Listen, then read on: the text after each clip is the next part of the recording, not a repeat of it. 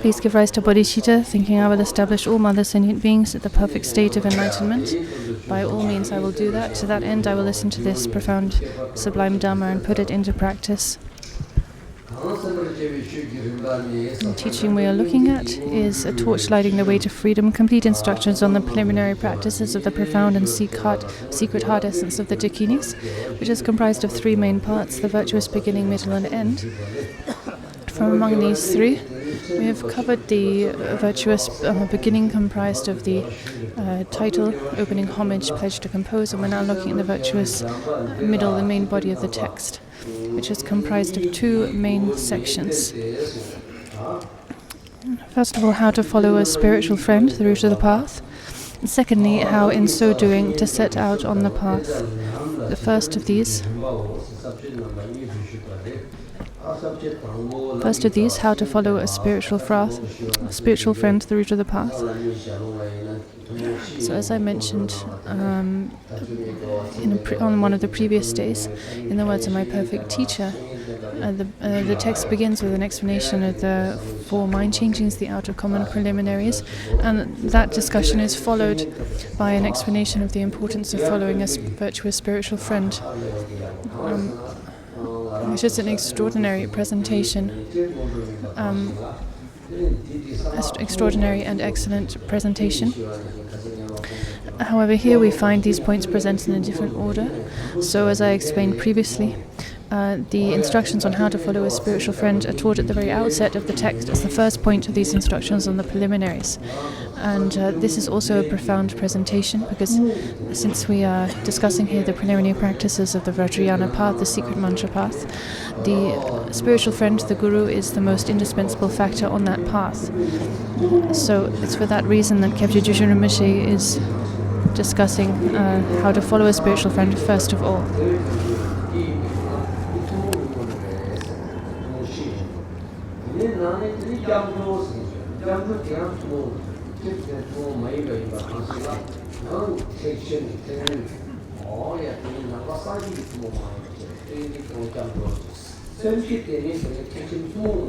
So, the preliminary practices are comprised of the common and uncommon preliminaries.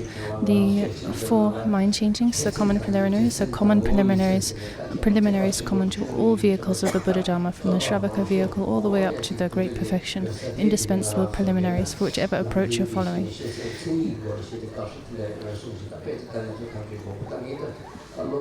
Then we have the practice of going for refuge, which is the entryway to the Buddha Dharma as a whole, to all vehicles.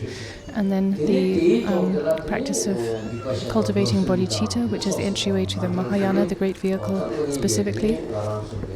And then we have the practice of Vajrasattva, which is the indispensable preliminary for the Vajrayana path, which is comprised of the two stages of completion, generation and completion.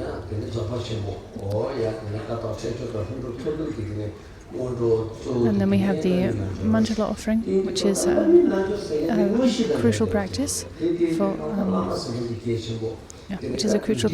all vehicles. And then the practice of Guru Yoga, which is the indispensable preliminary for the practices of the great perfection, namely the practices of Triksha and Togo.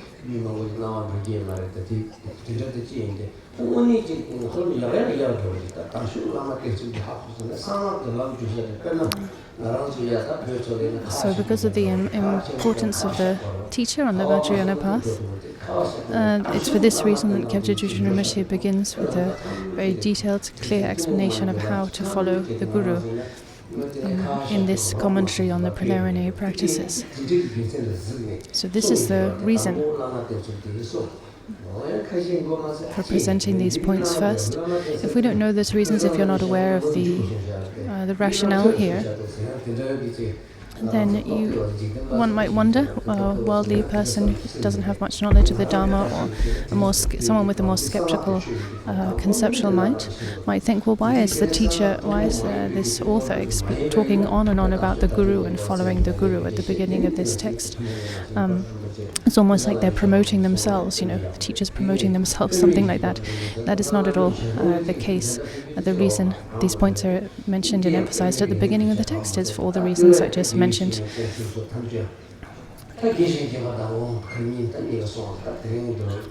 So many of the points of how to follow a spiritual friend we've already covered in the previous days. So I know I already spoke to these points in the previous days.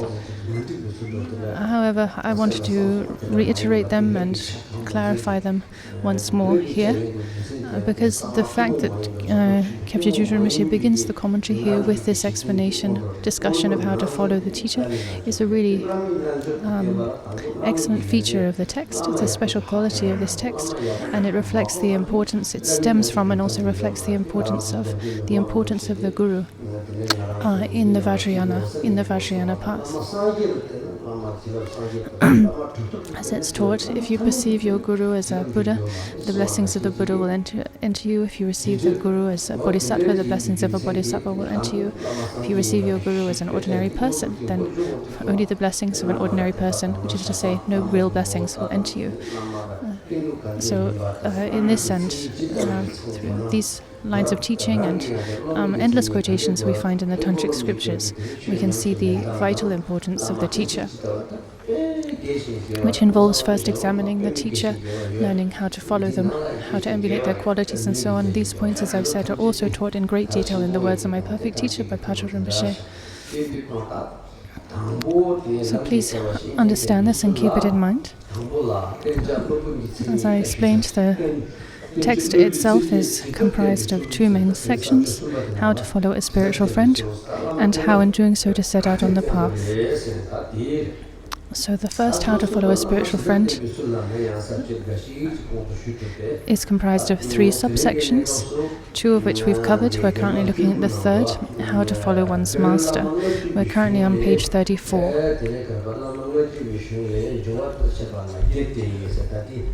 So if we backtrack to page 30, Gyujo Rinpoche explains of the many ways that have been taught for following a teacher. Here we will consider 8 headings basing our explanation on that given in the 50 verses on the teacher, which is a teacher by Lupan Dayang, whose name I cannot remember in Sanskrit at the moment. But he is a very famous Indian master who began as a Hindu practitioner and then encountered Buddha's teachings and converted to Buddhism and became a great master and upholder of the teachings. Sometimes in the Kongyur and Tengyur you find, the Tengyur you find mention of Mutik Dayang, so the heretic Dayang. That refers to the fact that he began as a non-Buddhist. But then he encountered Buddha's teachings, was inspired with great faith, and became a great Buddhist practitioner. So he must have been the rebirth of quite a special person. And he wrote a text called the 50 Verses on the Teacher.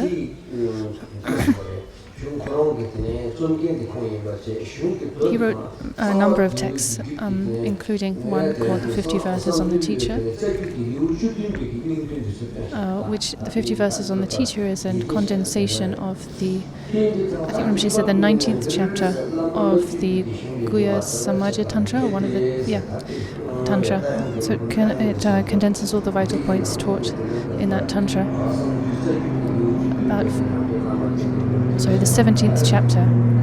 It condenses all the vital points taught in the 17th chapter of that Tantra. And it then presents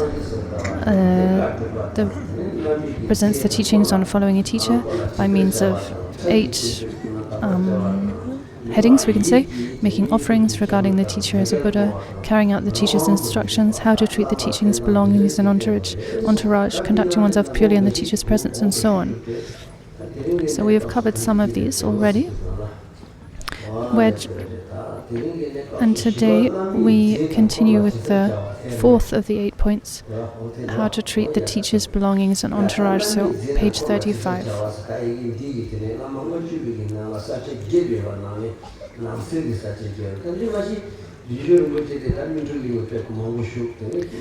Dujun Rinpoche spent many years at Minning Monastery, the great Nyingma Institute Minning Monastery, which upholds the tradition of Loshin Dhamma Shiri and Minning Trijin and Loshin Dhamma Shiri and so on. And so we can see this reflected in the way that that he presents the outline. So he doesn't give us the whole outline.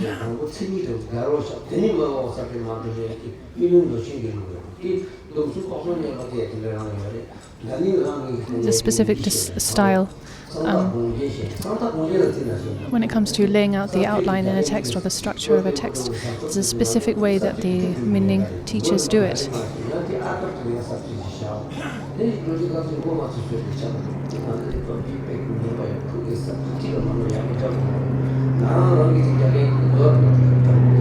So which is to lay out the subsections when they're first introduced.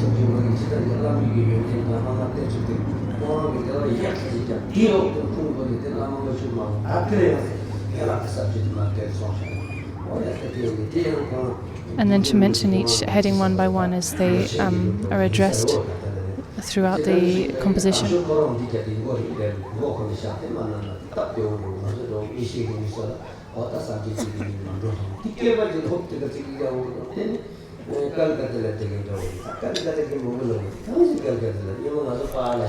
So sometimes there are other texts where the subsections are not laid out so clearly, and sort of in the middle of the text a new subheading is just suddenly introduced, and it can be very confusing to work out sort of where you are in the structure of the text, and it's a bit like just suddenly arriving at Calcutta and not knowing where you are. And you might think, why does Rinpoche always use Calcutta as an example? Well, in the past, Rinpoche's parents, when Rinpoche was young, Rinpoche's with his parents to travel through Calcutta, which was, well, is still a very chaotic city, but was perhaps even more chaotic then, especially when you don't know Hindi and so on. And so Rinpoche often uses Calcutta as an example of kind of arriving in a chaotic place and not knowing where you are.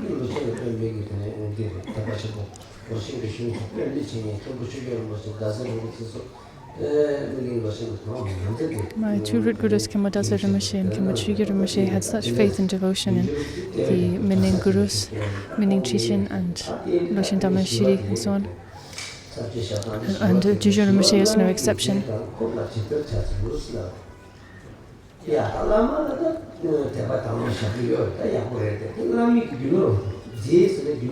So that was some tangent about the how the structural outline is, the different ways of applying a structural outline to a text. Now we return to the text itself, how to treat the teacher's belongings and entourage. The close circle of the teacher, their attendants, and so on. So how should a genuine student treat the teacher's close circle and attendants? How should they perceive them and regard them? This is what's being taught here.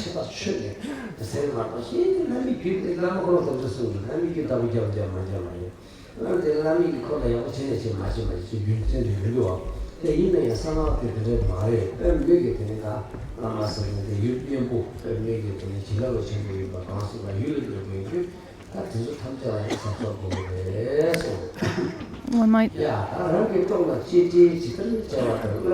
might think, why is the teacher's belonging, wealth, and so on, and their circle so important? But in short, the reason why even the teacher's belongings and entourage are important and must be regarded carefully by students is because of just how precious, how special and powerful an object the guru is. So that's why everything connected to them must be treated appropriately, treated properly by the student. It's just a reflection of the weight and value of the teacher. So as much as one values one's own life, so too should one value one's teacher's belongings. Because the teacher is such a powerful object, such a precious and valuable thing, have as much respect for your teacher's children, consorts and families. So if your teacher has a consort, a wife, or children and family of whom they're equally fond, you should have as much respect and affection for them as you have for the teachers themselves. So Dushu Rinpoche, one of Dushu Rinpoche's sons, Sejime, his consort was Ngondro, who was a direct emanation of a real incarnation of Khandro Yeshe Tsogyo herself. So some masters who have consorts, sometimes their consorts are really precious emanations in their own right. So one time I got to spend some time with Dushu Rinpoche, the late Dushu Rinpoche, in Thailand. And there were some other students of Dushu Rinpoche there, some Dharma siblings. And one day I was talking with one of them. I missed the name of this Lama, but Rinpoche was talking with one of his Dharma siblings. And Rinpoche said, they started talking about Sarah Khandro, and Rinpoche said, it seems like Sarah Khandro was pretty much like Khandro Yeshe Tsogyo. And this Lama responded, she wasn't just like Sarah Khandro, she wasn't just like Yeshe Tsogyo, she was Khandro Yeshe Tsogyo herself. She was Khandro Yeshe Tsogyo in the flesh. So that's what Sarah Khandro was like. You can think of the late Dushu Rinpoche as well. Kyabje Dushu Rinpoche's consort.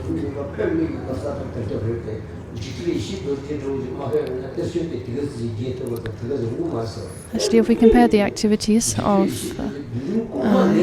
Kyabje Dushu Rinpoche to the first Dushu Lingpa, the activities of Dushu Rinpoche were actually even greater, flourished even more far and further and wider than that of Dushu Lingpa.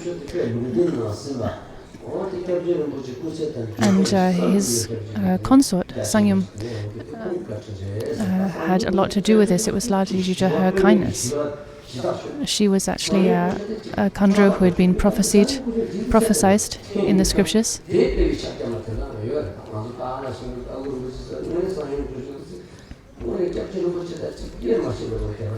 So my father, who had such incredible devotion in Kyabje Dushu Rinpoche, he had equal devotion in his consort.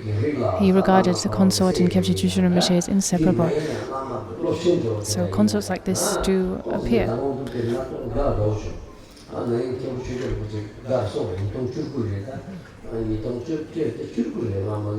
So in 2019, I went back to Kham to my teacher,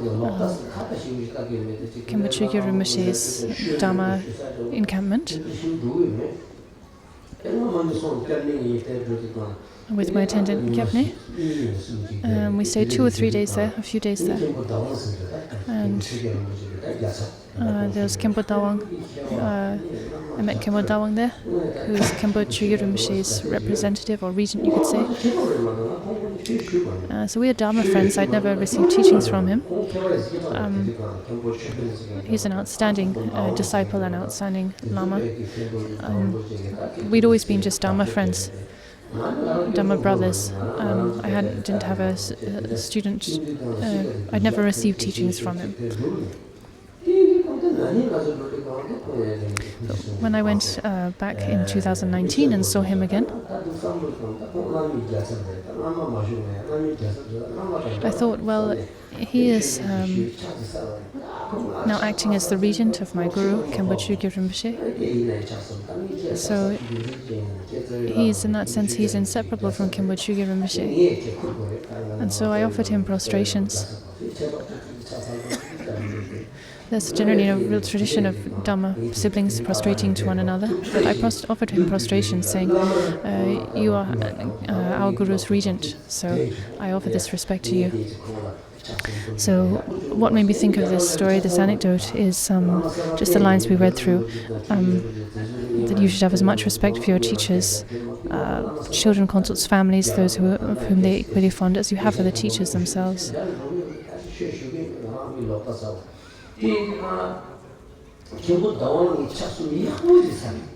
So my character is, perhaps I don't have a very good character. I generally don't go really to meet lots of teachers, and don't make the effort to go out and meet them and pay homage and so on. Unless they're my personal teachers from whom I request teachings, I just don't have the habit of going out to meet people and meet teachers and pay respect and so on. So perhaps this is a fault in my character. But when I met Khenpo Dawang, my teacher's regent, in 2019, I offered him 3 genuine prostrations. 3 excellent prostrations made very carefully and well.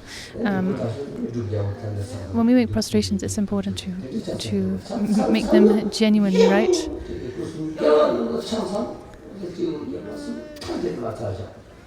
Physically and in terms of our attitude as well, to really prostrate wholeheartedly, not just in a really rushed way, like not standing up properly, not touching her head down to the ground.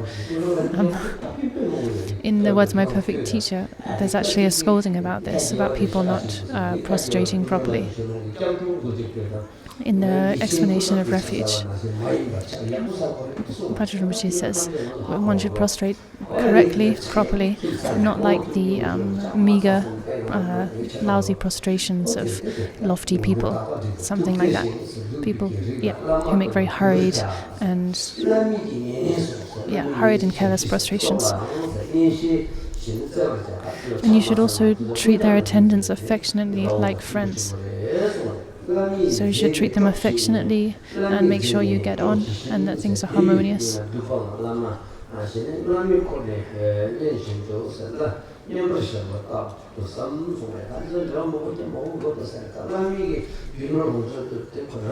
The teacher's belongings are like your life. So you need to look after the teacher's belongings and guard them just as you would guard your own life.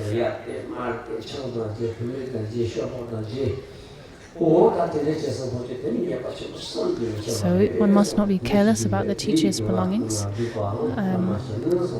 One must not be careless with the teacher's belongings, and one must not misuse them. That would lead to a lot of negativity for oneself. Jason Milarepa,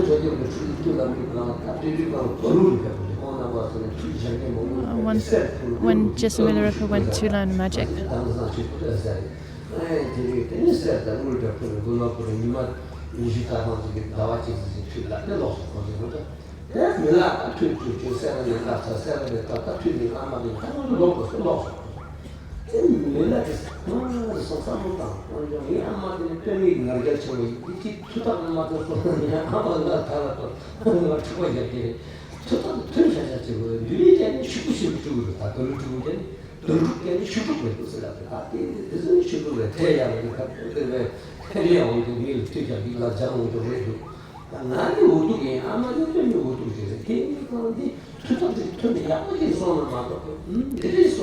Milarepa, when he was younger, he went to learn black magic, to learn how to bring down hail and so on. With a group of students, Rinpoche mentioned the name of the magician, the teacher's name. Anyway, they studied there for a while, a few weeks or months, and then once they'd learned everything, they all took leave of their teacher. But Milarepa didn't take leave. Milarepa hung around. He thought, well, my situation isn't the same as my fellow students here. My mother is so proud and so hard-headed. If I don't display some real sign of black magic and actually perform black magic and fulfill her wish, I think she will never be satisfied. She will never be satisfied.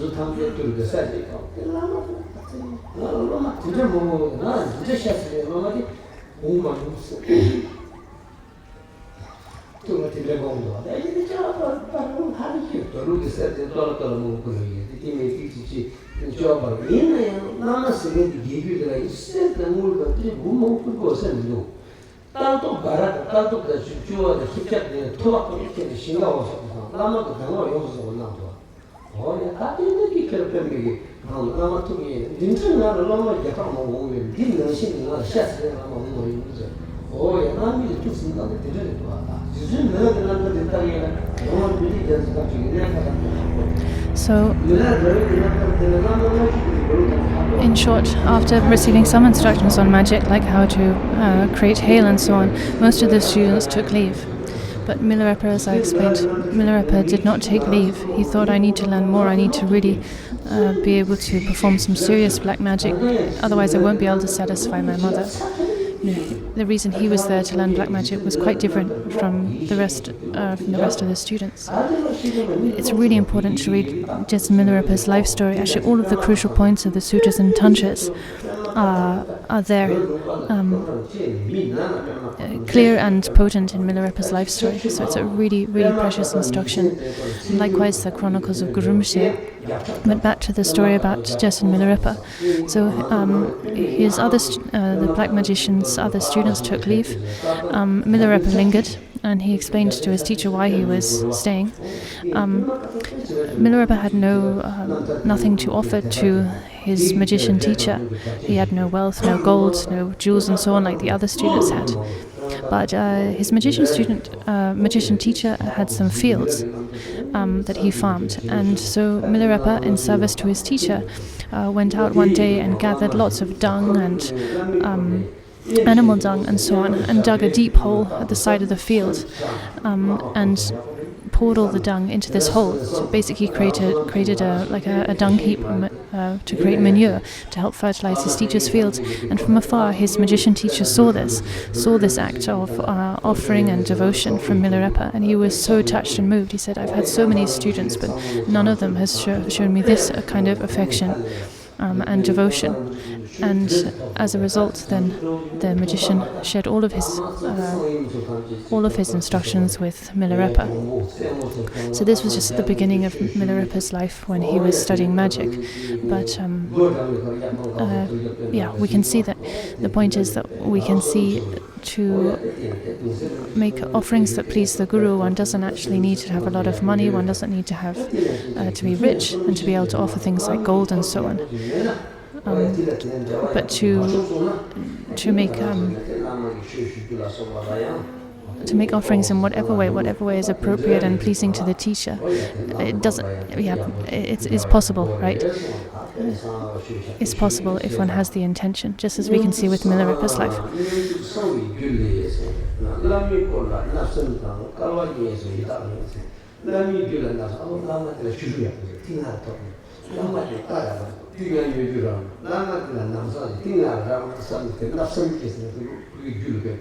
Those who covet the teacher's property will remain hungry spirits for 2 kalpas. So if you covet the teacher's property and think, I wish I had that, the money the teacher has, I wish I had this object that they have, I wish I owned this thing they have, that kind of envy will lead to rebirth as a hungry spirit. Those angrily and resentfully upset their teachers and their circle. Angrily and resentfully means like to hold a grudge, to hold a grudge and hold on to it day after day, week after week. This will lead to rebirth in the hell realm.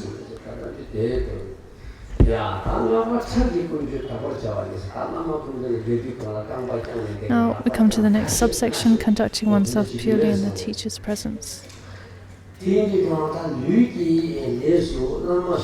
terms of one's physical conduct, when your teachers get up, never stay lying down or sitting. So when the teacher stands up, one should not remain sitting down or with one's legs stretched out.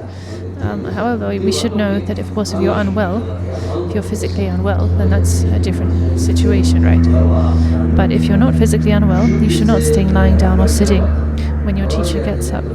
Don't lie around casually in their presence, like with your legs stretched out or just lounging around. Don't walk in front of them without obtaining their permission, or unless there is a special reason. So, unless there's a special reason, meaning, for instance, if you're walking along a dangerous path, or you're leading or inviting your teacher somewhere, only then, with their permission, should you go in front. Otherwise, you should always walk behind. So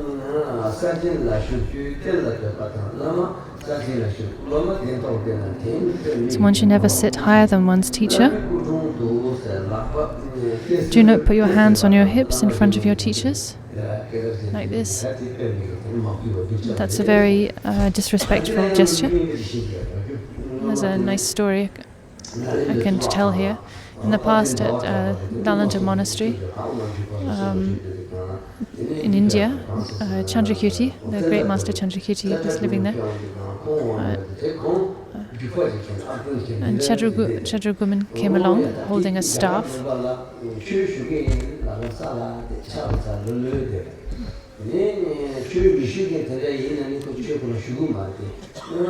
So, in the Indian tradition, those who, when a teacher was teaching, those who came to receive the teachings would sit humbly and respectfully on the ground, listening to the teachings, and those who were not wanting to receive the teaching but to engage in debate, well, they would stand up and, I think Rinpoche said, stand up and hold a staff. That was kind of a sign that one wished to engage in debate. So Chandragomin came along into the Dharma assembly and stood holding his staff like this, making this suggesting that he wanted a debate. But the teacher thought, well, I wonder if he really means that. Does he really mean? Does he really saying he wants to debate? Because he doesn't look like a practitioner or a scholar. He was just wearing layperson's clothes. So he sent a student to clarify. And when the student came back, he said, so the teacher who was Chandrakirti, the student came back and said to Chandrakirti, he says he's Chandragomin, the famous Chandragomin, and he wishes to engage in debate. Chandrakirti said, are you sure he's really Chandragomin? And the student said, yes, he says he's Chandragomin. He was already quite famous at the time. So,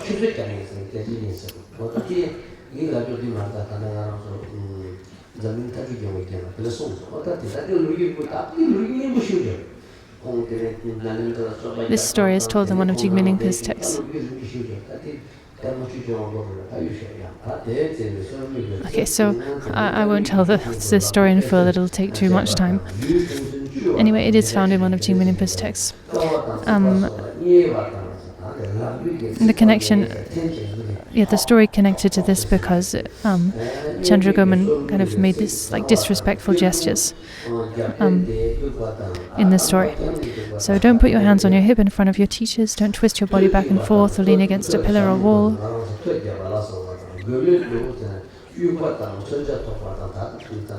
Don't wear anything wrapped around your head, so don't wear a hat in the teacher's presence. Never carry a stick or a weapon without reason. Don't carelessly spit, blow your nose, or hawk up phlegm. So to do these things in front of your teacher is very disrespectful and a real shortcoming. Apart from on ritual occasions such as a feast offering or with the teacher's permission, don't sing, dance, or play different kinds of musical instruments. So this means that one should not play one's music loudly in the bathroom when the bathroom is right next to the Guru's practice room, as if one is in a disco when the teacher is engaged in practice next door.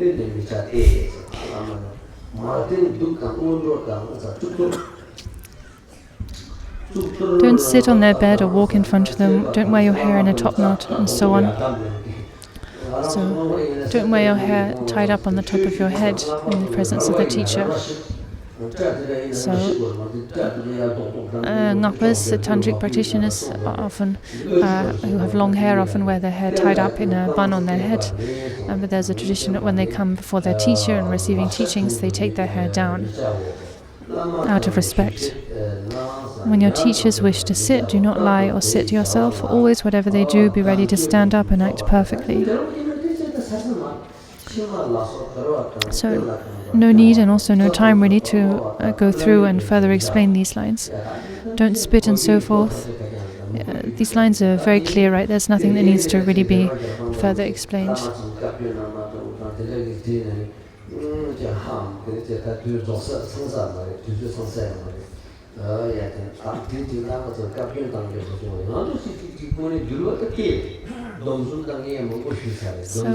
in the past, I studied the Vinaya, I studied the treatise on the three vows and so on. So I had studied these points that explain how one should conduct oneself. But it seems that I hadn't really taken them to heart or thought about them. So after I'd done all that study, one time in Dongsi Chineno Rinpoche's presence, I was cracking my knuckles, which is actually very disrespectful behavior. But without thinking, I was doing it, and Dongsi Rinpoche pointed to me and gave me a big scolding, saying, you know, that is such disrespectful, unseemly behavior.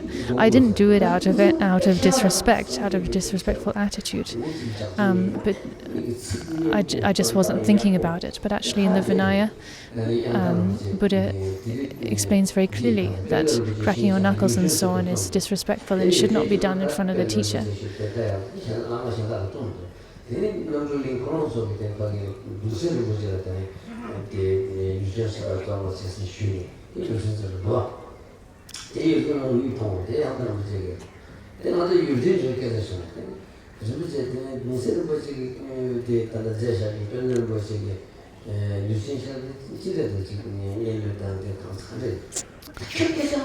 Dongsi Chineno Rinpoche was so incredibly learned, right? So when he gave me the scolding about cracking my knuckles, he immediately kind of referenced the scriptures in which that point is taught and so on.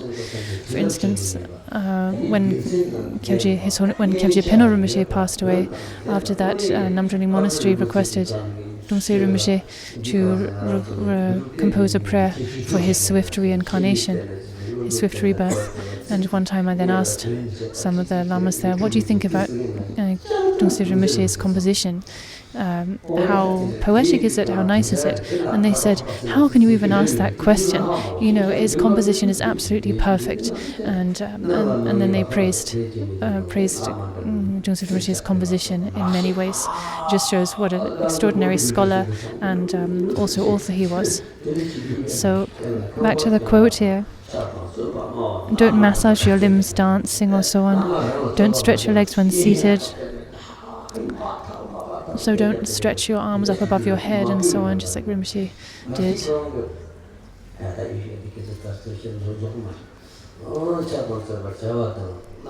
Don't walk around or argue.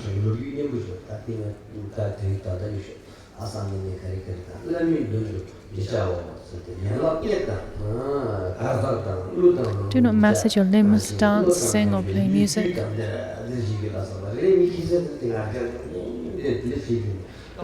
So don't kind of contort your body in like a haughty way or do anything like that. So that relates to those who are wise should not twist or lean against pillars and the like. Don't crack and strain your knuckles. But at night, when crossing a river or where the way is dangerous, if your teachers ask you to do so, you may walk in front of them. So if you're walking along a path at night where there's some potential danger, or a narrow path where there might be wild animals or so on, then you should walk in front of your teacher to protect them.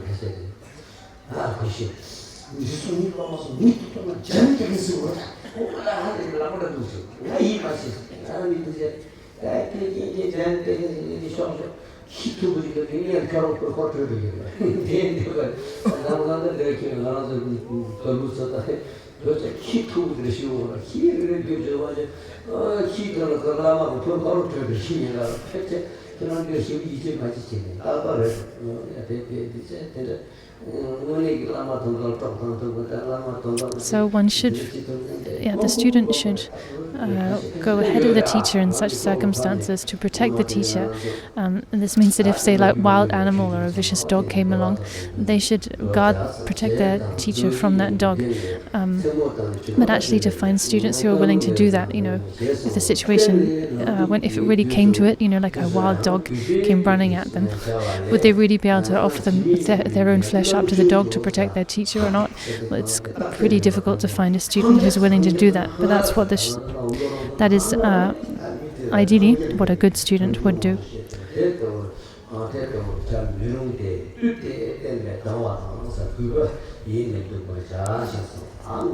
So then, up on page 37, rise from your seat with head bowed, sit down respectfully.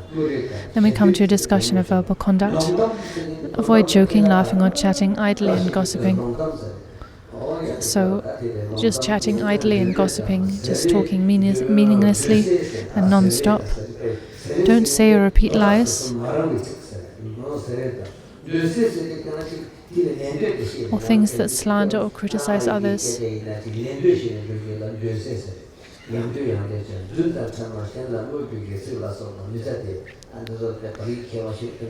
Even if they're true, the person who says such things will reap very negative results.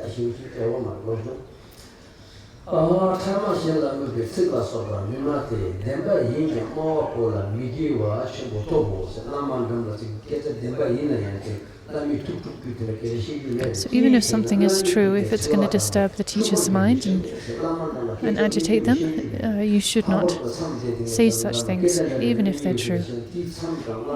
Especially if the teacher is in retreat, then one should be very careful not to say anything to them that would disturb their mind. To disturb the mind of a bodhisattva is a grave negativity.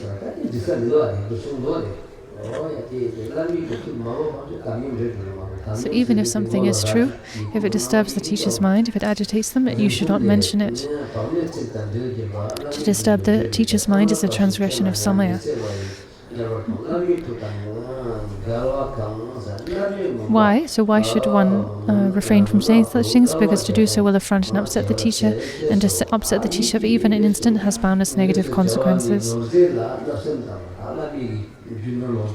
So now, mental conduct. As for your thoughts, do not cover your teacher's wealth and possessions, or have malicious thoughts with regard to their attendants, disciples, sponsors, and so forth.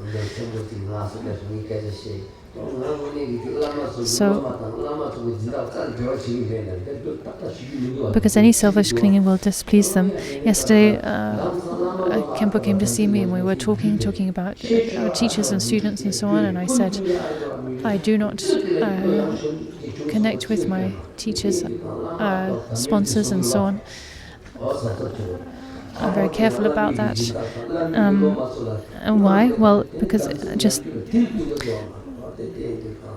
that very same point is taught here, right here on the page. One should not covet one's teacher's wealth and so on, including, as one also should not covet one's teacher's disciples, sponsors, and so forth. So, because this is taught, because it is important, then I do not engage with or connect with my teachers, other disciples, and also their sponsors. That's important. Otherwise, one could get into a situation where, a situation that causes conflict, or jealousy, or envy, and so on.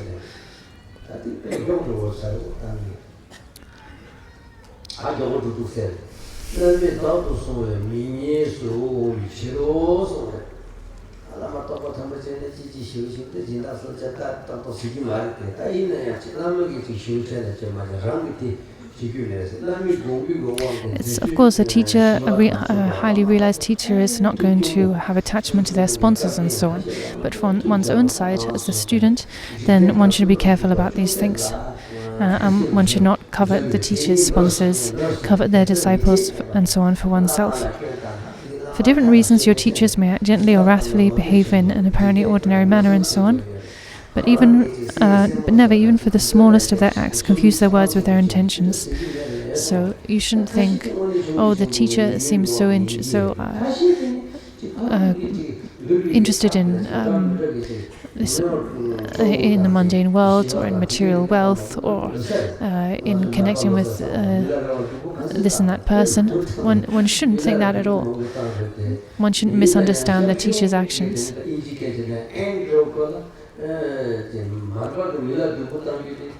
For instance, look at Mapa and Milarepa, right? Mapa acted very angry, very aggressively towards Milarepa. But why? Well, he was doing that for Milarepa's own benefit, right? So by the end of Milarepa's life story, we can see very clearly that all of Mapa's seeming anger and so on, and the way his harsh treatment of Milarepa was all done for Milarepa's benefit, right?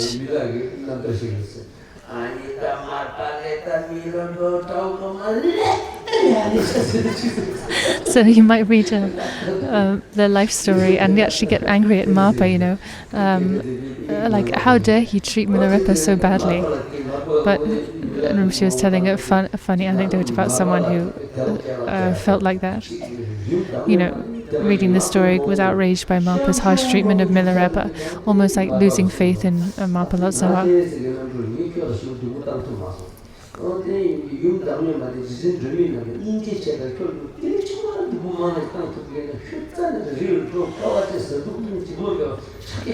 Later on in Milarepa's life, Mapa Lotsawa says, I'm an emanation of Avalokiteshvara, so I couldn't actually, out of my compassion, couldn't actually treat you too harshly. And my consort Dhamma, she's an emanation of Tara, so out of her compassion, she interfered to lessen your suffering. But actually, if you'd undergone a bit more suffering, you wouldn't have had to go through all that hardship up in the mountains. You would have reached the realization of Mahamudra just through undergoing hardship. You wouldn't have had to engage in all that intense practice up in the mountains. So we can see actually the teachers might appear to act angrily or harshly, but where is it coming from? Like if we look at Mapa, all of his harsh treatment was actually a display of compassion. He himself was an emanation of Avalokiteshvara.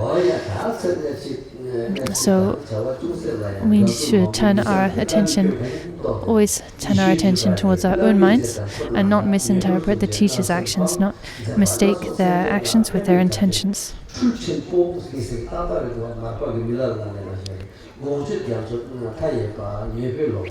Nor should you imagine a multitude of contradictions in the things they say at different times and in the most trivial things they do.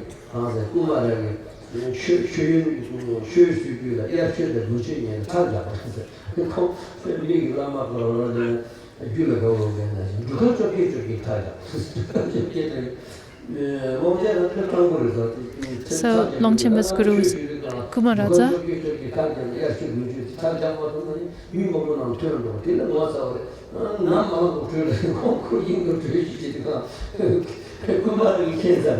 And Kumaraza seemed to have a liking for wealth and have his students make very large material offerings to him for teachings. And Longchenpa was a complete beggar and had nothing to offer him. And Longchenpa thought, oh my God, before the teaching begins, it's better that I actually take leave because I have nothing to offer this my teacher.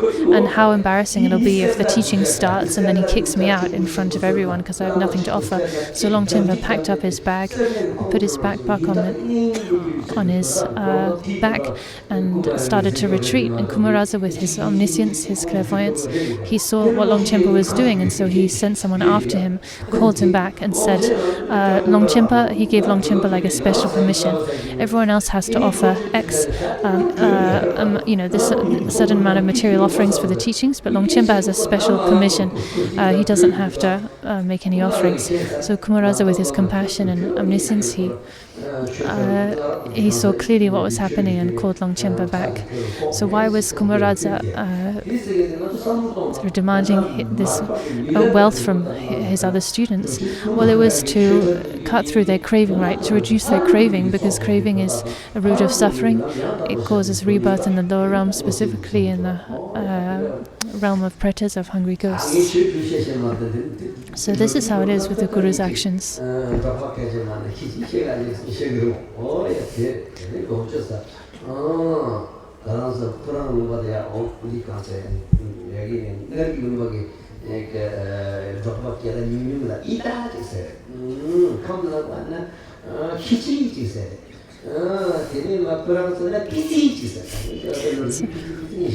So I might not be able to give grand Dharma teachings, but I can at least tell some little stories about the masters and Dharma.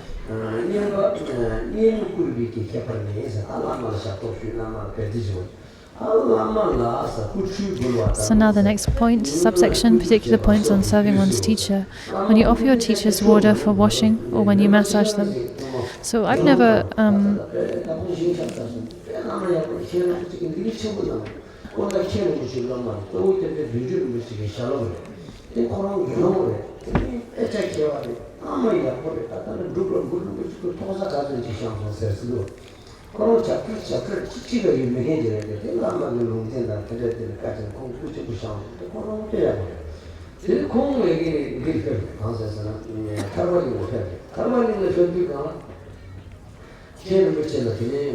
So there was a lama. Lama Rinpoche knows, who was a student of came to receive teachings from Tenma Rinpoche, was also a disciple of Kyabje Jushu Rinpoche and so on. Really pure renunciant, pure monk. He later on built a huge statue of Guru Rinpoche in Bhutan, following the instructions of his teacher. Anyway, he came to Tarpaling in Bhutan to request teachings from Tenma Rinpoche.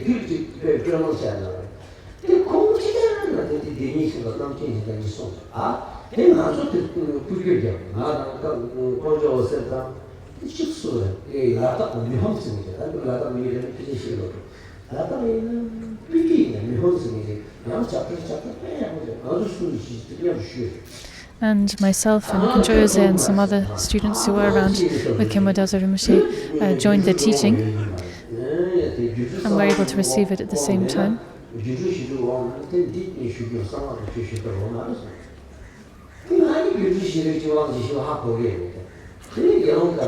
So it was a tantric. I missed the name of the specific name of the specific teaching that was being given, but it was a tantric teaching. And Khenpo Rinpoche said, "Well, since this is a tantric teaching, in order to be allowed to receive it, you must have received the Guyagaba empowerment of the peaceful and wrathful deities."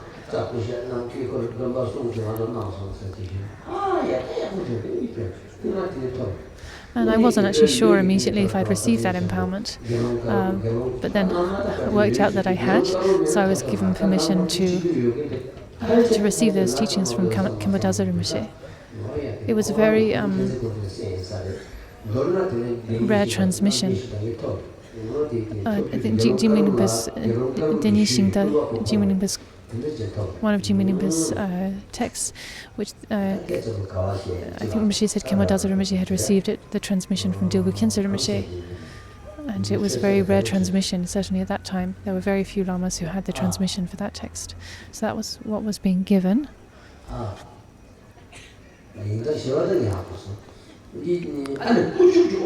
So anyway, this tangent stemmed from this mention of the washing the teacher's body.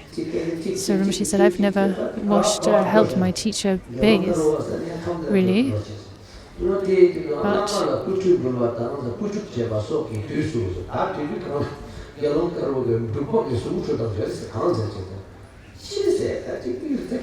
okay, so this student who requested these teachings from Khenpo Dazo Rinpoche was called Gelong Karpo, the white bhikshu, and he explained how there's a special way of bathing in Bhutan, which is where you have a big like iron or copper basin, and you put hot stones at the bottom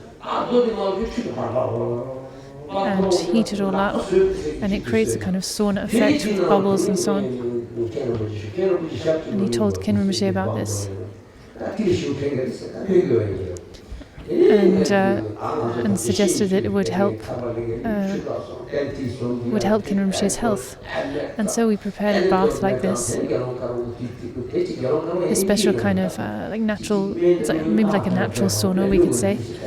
This student Gelong Kapa was also a doctor, so he knew about these things. So we prepared this bath for Khenpo Rinpoche and then Gelong Kapa. The rest of us were helping. Gelong Kapa then sort of helped Khenpo Rinpoche bathe and rubbed his body with soap and so on.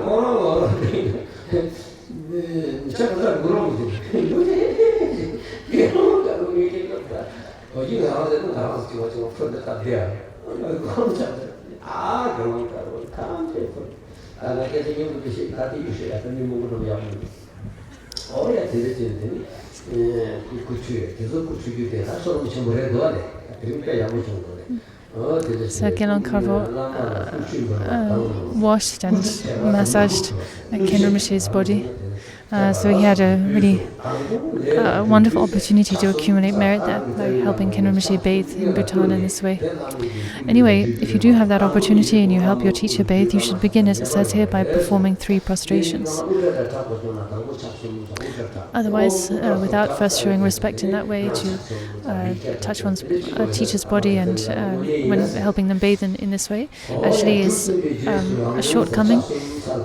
It's negative karma. Likewise, if you help the teacher cut their hair, first of all you should pay respect to their body by offering 3 prostrations. Similarly, if you mention the teachers' names, rather than just blatantly or directly referring them to by name, you should speak of them with laudatory praises, such as in the presence of the great knowledge holder, or the glorious teacher, and so on. So often we preface teachers' names with, say, gracious, or wish-fulfilling jewel, or Lord of Refuge, and so on, instead of just launching into their name.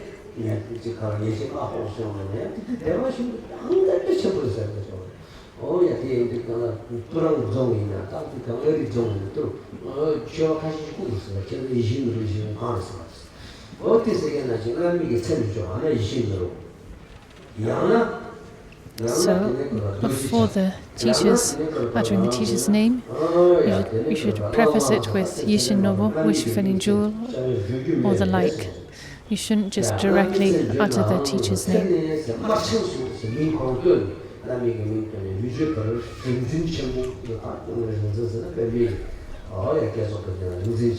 So, similarly, you could preface the teacher's name with the great knowledge holder,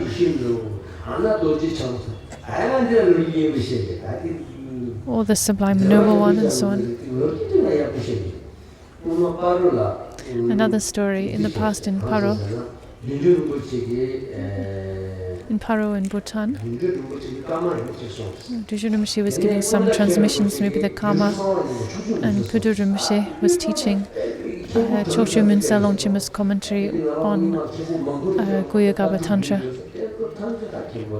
So at that time there was extraordinary Khenpos all gathered there in one place. Punda Rinpoche, Khenpo Daza Rinpoche, Rao Thubten, Nyusha Khen Rinpoche, and so on. And several others Rinpoche mentioned. These extraordinary scholars all gathered in one place, receiving these teachings of Kyabje Juj Rinpoche, and so on the side, Punda Khen Rinpoche was teaching this commentary on the Guyagaba Tantra to them.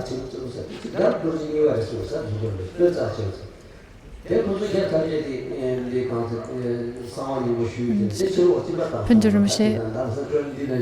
Rinpoche would speak about how great a Lama Kyabje Juj Rinpoche was. I think Rinpoche said he would describe him as being the second Garab Dorje.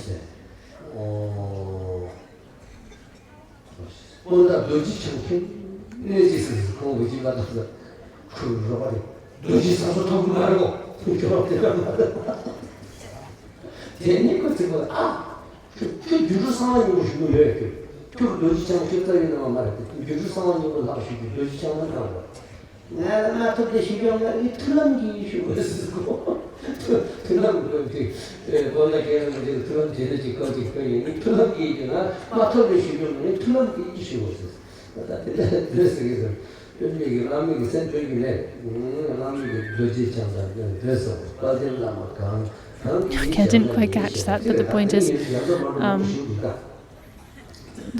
that one should not just just say one's teacher's name directly.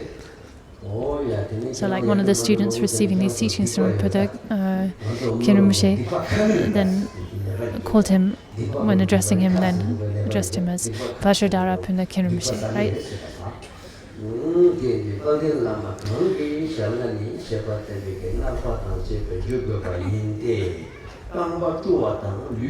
So when washing their feet or washing their body, drying them, massaging them, and so forth.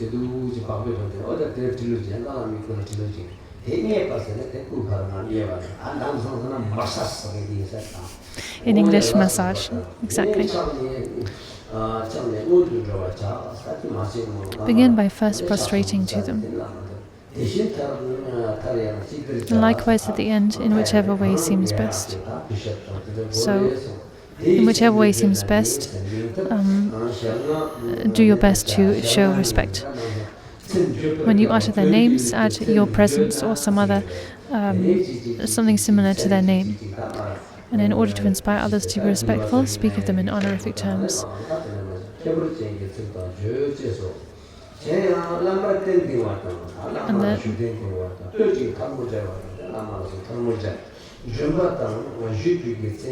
Moreover, prepare a seat for your teachers and praise them with folded hands. When they arrive or depart, get up to welcome them or see them off. So stand up when they arrive or when they are leaving. As it says in the Vinaya text, as soon as you see the abbot, rise from your seat. If you fail to do so, you'll be born a cripple for 500 lifetimes. Whereas, if you rise to serve your teacher, you will obtain the major and minor marks.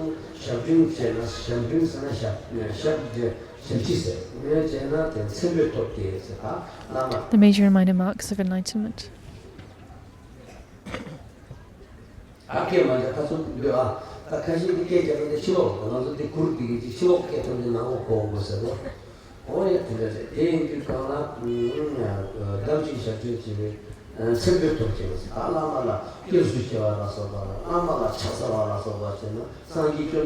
So, if you accompany the teacher, you go to greet them or see them off, you stand up when they arrive or leave, you prostrate to them and so on. These acts of respect will lead to obtaining the major and minor marks of enlightenment. Those who escort and greet their teacher will bear the mark of the wheel on their hands and feet.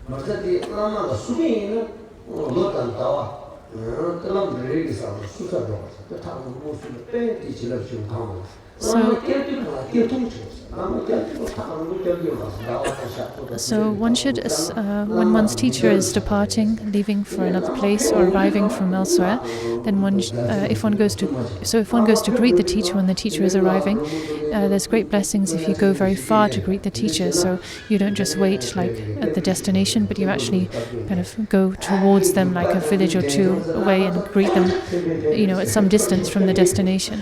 However, when you are escorting the teacher when they're leaving, then it's said that you should not follow them too far. You shouldn't escort them too far.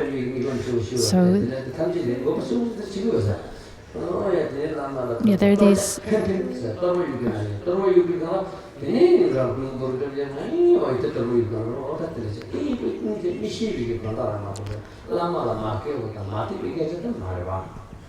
It's good to know these details about how to escort and greet the teacher and so on, and what is auspicious and not.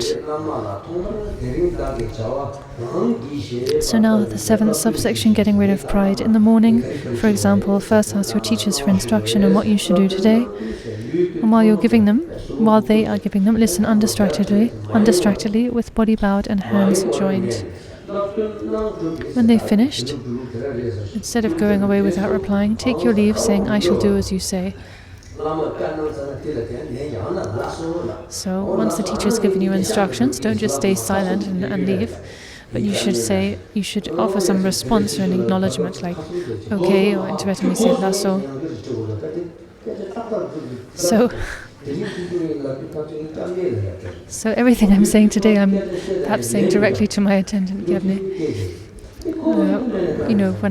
When the teacher gives instructions, the student should acknowledge that they've heard and understood the instructions, right? Even just for something like okay.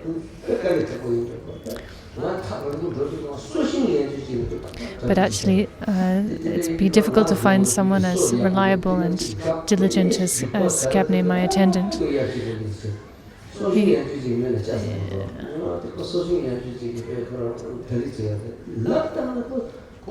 He is so attendant and diligent as an attendant.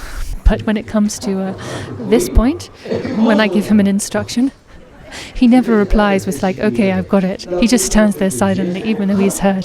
So then I have to say, did you hear what I said? And only then will he reply. So it's good when the teacher tells you something to then reply to assure them that you've heard and understood. Like it says here, you could say or should say, "I shall do as you say." Once you've completed the task they've given you, gently and politely inform them that you've done as they asked. So similarly, once you've finished the task that you've been assigned, you should report back to the teacher and inform them that you've finished. So when explaining these points, it helps to use like a specific person as an illustration, right? Otherwise, it doesn't sink in. So in Patrul Rinpoche, in the words of my teacher, Patrul Rinpoche gives a scolding to women, to girls. Well, it's to both men and women, but he's specifically addressing women. These days we have all this stuff about gender and gender equality and so on, which sometimes makes telling stories and instructions very uncomfortable. But anyway, he says to the women,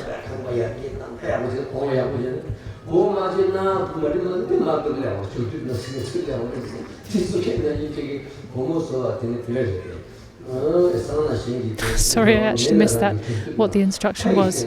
Anyway, something in the words of my perfect teacher.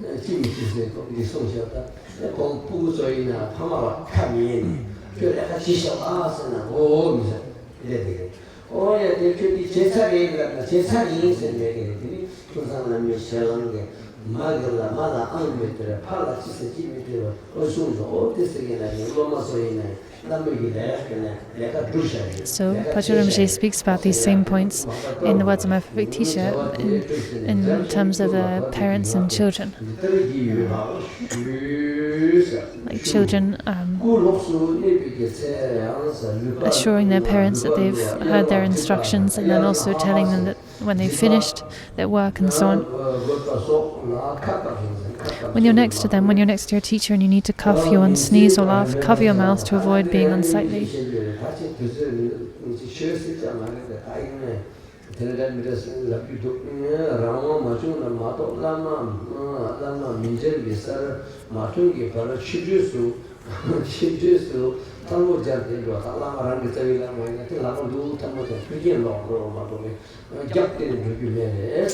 So, unless you can help doing otherwise, leave by walking backwards with your hands joined until you're out of your teacher's presence.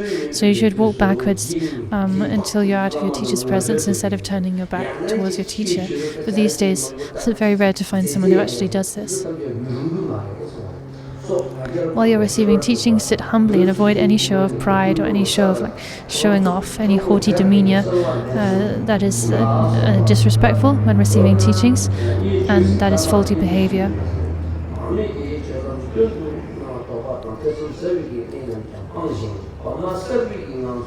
In short, avoid contemptuous and careless behavior and the faults of apprehension and doubt. Be like a newlywed bride who acts very carefully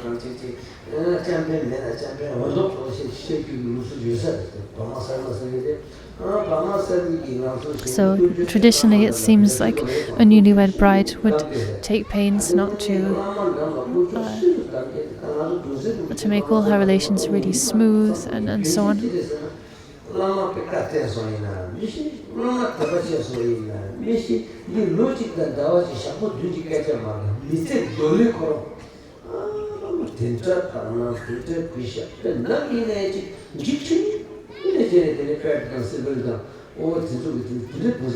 So if we can look at some of the disciples of Kyabje Dungse Trininobu Rinpoche, disciples like Pat and Rinpoche mentioned another disciple.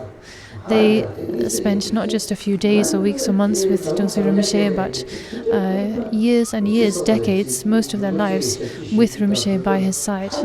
And night and day, day after day, week after week, year after year, they were acted just perfectly, served Rinpoche perfectly, just like this. With such humble, gentle behavior, such constant devotion. Very, very difficult to find a student like that. So sometimes I just find myself amazed at some of Kyabje Dungse Trininobu Rinpoche's disciples. Request advice from your teachers and tell them, I will do as you say. With hands folded, undistractedly listen to your teacher's instructions, and so on. In everything you do to serve and venerate them, keep your mind free of pride, controlling yourself with a sense of shame and awe. Conduct yourself like a newlywed bride. All attempts to draw attention to yourself must be abandoned in the teacher's presence. Check yourself and renounce any other similar behavior. Now we dedicate the merit and stop for a break.